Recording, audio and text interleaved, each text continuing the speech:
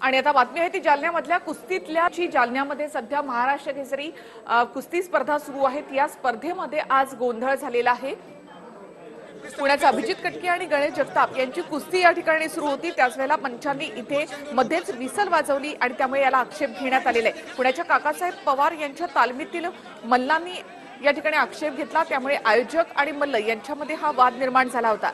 आयोजन समितीतील एका मल्लावर देखील हात उचलण्यात आल्याचा आरोप काकासाहेब पवार यांनी केलेला आहे। त्यानंतर काकासाहेब पवार यांच्या आखाड्यानं या कुस्ती स्पर्धांवरच बहिष्कार टाकला, त्यामुळे काहीसा गोंधळाचं वातावरण या ठिकाणी निर्माण झालं होतं।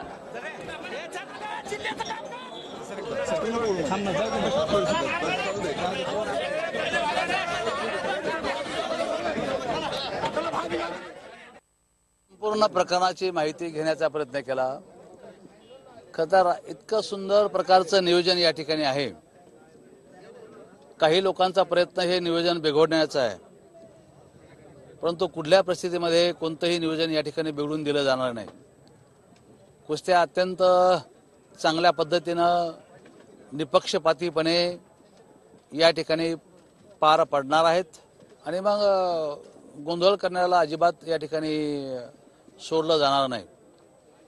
इतकं सुंदर नियोजन केलं असताना सुद्धा काही लोकांच्या पोटात दुखत असेल तर आमचा नाईलाज आहे। आम्हाला मग पोलीसच्या थ्रू याच्यावर कारवाई करावी लागणार आहे आणि मग पुढची जबाबदारी सर्व